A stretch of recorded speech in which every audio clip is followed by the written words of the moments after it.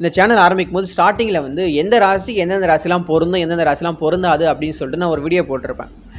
இப்போ மேஷ ராசிக்கு வந்து தனுசு ராசி ரொம்ப பொருந்தும், அதே மாதிரி சிம்ம ராசி ரொம்ப பொருந்தும். இந்த மாதிரி விஷயங்கள்லாம் நான் சொல்லியிருப்பேன். ஏன்னா இந்த பொருத்தெல்லாம் பார்ப்பாங்க இல்லையா, பொண்ணு ராசிக்கு பைய ராசி பொருந்தமா, பைய ராசிக்கு பொண்ணு ராசி பொருந்தமான்ற விஷயங்களை பார்ப்பாங்க இல்லையா. அதனால் நான் அதை பற்றி சொல்லியிருந்தேன். எந்த ராசிக்கு எந்த ராசிலாம் பிடிக்கவே பிடிக்காது, ரொம்ப எதிரியாக இருக்கக்கூடிய ராசி, செட் ஆகாத ராசி, அதை பற்றி நான் சொல்லியிருப்பேன். இப்போது நம்ம இந்த வீடியோவில் என்ன சொல்லலாம்னா, எனக்கு என்னோடய ஒய்ஃப் இல்லைன்னா என்னோடய ஹஸ்பண்டு ரொம்ப பிடிக்குன்னு சொல்ல முடியாது, பிடிக்காதுன்னு சொல்ல முடியாது. ஓகே, வாழ்க்கை வந்து பிரச்சனை இல்லாமல் ஸ்மூத்தாக போகுதுன்னு சொல்லிட்டு இருக்கும் இல்லையா. அந்த மாதிரியான உங்கள் ராசிக்கு ஓரளவுக்கு ஆவரேஜாக பொருந்தக்கூடிய ராசி எதுன்னு பார்த்தோன்னா நம்ம 12 ராசிகளுக்கும் பார்க்கலாம். மேஷ ராசிக்கு ஓரளவுக்கு ஆவரேஜாக பொருந்தக்கூடிய ராசி எதுன்னா துலாம் ராசி. ஏன்னா வந்து உங்கள் ராசிக்கு 7ஆம் ராசியாக அவர் வருவார்.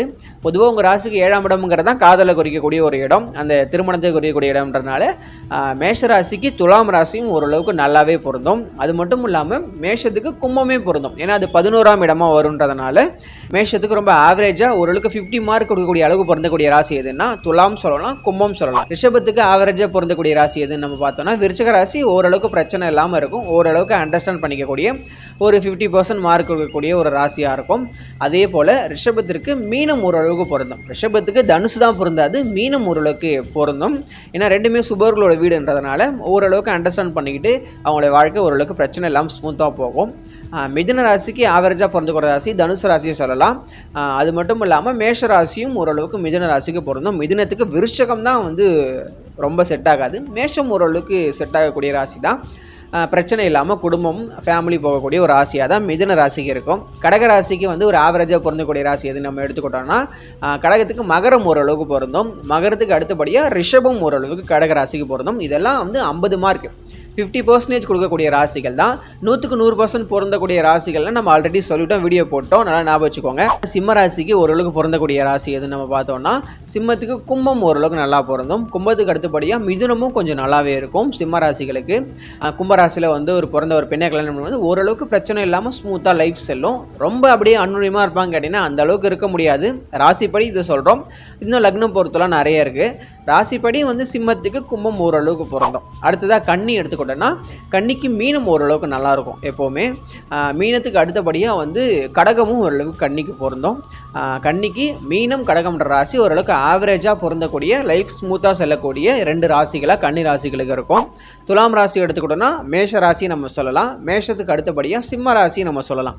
துலாத்துக்கு சிம்மம் மேஷம் ஒரு ஆவரேஜாக ஸ்மூத்தாக ஃபேமிலி செல்லக்கூடிய ஒரு ராசியாக கண்டிப்பாக இருக்கும். அடுத்தது விருச்சகம் எடுத்துக்கிட்டோன்னா ரிஷபத்தை சொல்லலாம், கன்னியும் ஓரளவுக்கு சொல்லலாம். என்னதான் அந்த வந்து ராசி அதிபதிகள் எதிரின்னா கூட விருச்சகம் மிதுன அளவுக்கு கெட்ட விஷயங்களை கன்னி கொடுக்காதுன்றதுனால கன்னி ஓரளவுக்கு சொல்லலாம்.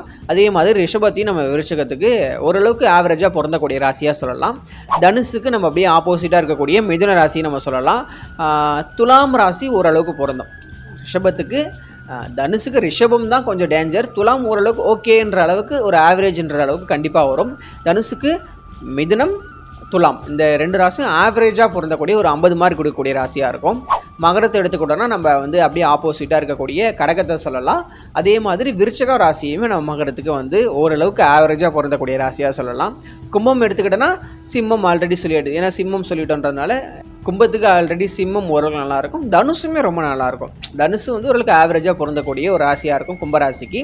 அடுத்ததாக வந்து மீன ராசி எடுத்துக்கிட்டோன்னா அப்படியே ஆப்போசிட்டாக கன்னிக்கு சொன்னது தான். மீனத்துக்கு கன்னி ராசி நல்லாயிருக்கும், மகர ராசியுமே வந்து ஓரளவுக்கு ஆவரேஜாக பொருந்தக்கூடிய ராசிகளாக இருக்கும். ஆவரேஜாக ஒரு 50 மார்க் 50% மார்க் கொடுக்கக்கூடிய அளவுக்கு பொருந்தக்கூடிய ராசிகள் எது அப்படிங்கிறத நம்ம வந்து இந்த வீடியோவில் பார்த்துட்டோம்.